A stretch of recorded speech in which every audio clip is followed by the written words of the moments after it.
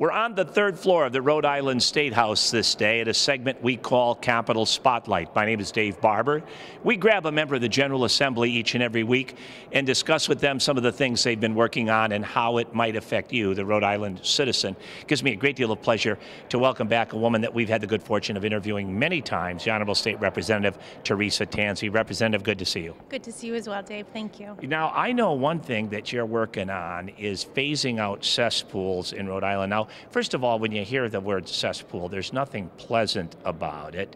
I thought they were eliminated back in 2007, but that's not completely true. Tell us about your legislation. Sure. I felt the same way, and even then I didn't know exactly what a cesspool was, so I'll start by defining it.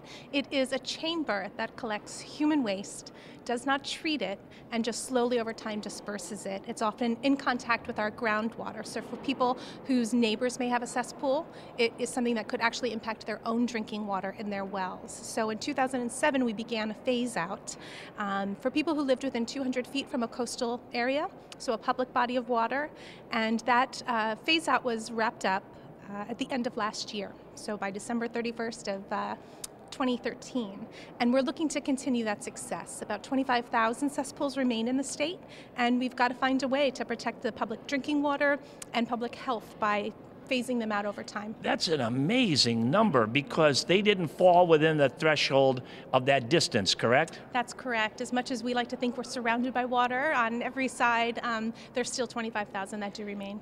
And your description, I mean, I'm glad you described it the way you did because it's really, really unpleasant. And who knows what kind of bacteria or disease could be, harbored within those cesspools. It's obviously something to be very concerned about. And when you look at a state, everybody's concerned about the environment, but especially a state that's known as the ocean state that relies heavily on tourism, etc. We have to be particularly diligent. Right. It not only affects our neighbors and their backyards, but as you said, the tourism industry. It can pollute our public bodies of water. It can affect shellfishing, all of these things, especially after rain. We know how much the increase in rainfall has gone up. So it's not so much that over the entire year we have a greater number. It's that the incidents of rain tend to be heavier. And those times cesspools are very easily overwhelmed, and the public health problem begins. Now, you said there are some 25,000? Is that the number you said? Yes. That just boggles my mind. Now, in order to phase those out, would that be something that the state, would that be a cost a state would incur, or would it be local communities? I would think this is quite an undertaking. It is, and I wish there was a way that the state could pay for it. There is existing infrastructure that towns have already made an investment in through sewer tie-ins, and I'm trying desperately to find the number of existing homes that are within distance of an existing sewer hub. I think they're called a stub, actually, and that's one of the pieces that my legislation covers. So by 2016, if you have a stub that you can connect to and you have a cesspool, you're going to have to pay to connect to that infrastructure. So people have a few years to kind of wrap their minds around that, budget it, and then make the plan. Now, I also want to say that more than half of the cities and towns have a low or no interest loan program in order to help people. The government has realized that this is an important public safety issue and that they need to do something to help people be able to afford to do this. So we're very conscious about the cost. No question about that. And I understand your drone legislation is being heard this week in committee, correct? It is. It's actually being heard today. So we've got the House Judiciary hearing. I've got my pet drone that a friend very kindly loaned me to kind of give an idea of what this machine can do. And what you're trying to do with that is to protect people's privacy, correct? Because now drones, you see, versions of these in a kiosk in a shopping center these days. It is very true.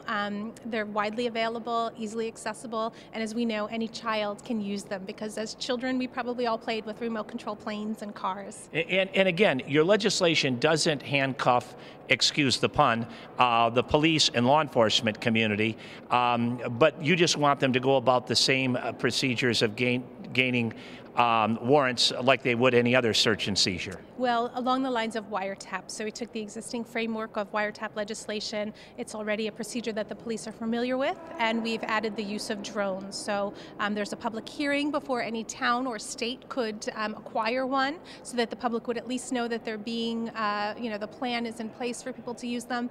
And then if this legislation passes, then the public can have an understanding that there are very strict limits onto the use. I still remember that piece that you participated in with the Providence Journal on the whole experimenting with the drones. It was fascinating. And again, with technology moving so much more quickly and video cameras becoming so small and being able to transmit so inexpensively, this is the kind of thing we have to start thinking of in the 21st century. Representative Tanzi, thank you so much for taking time out of your schedule. Oh, and by the way, before we go, I want to wish your husband a get well soon with the broken leg.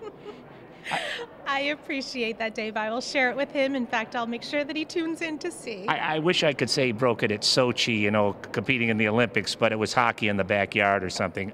My best to you and your family. Thank you so much, Dave. And of course, thanks to you too for watching. For Capital Spotlight, I'm Dave Barber.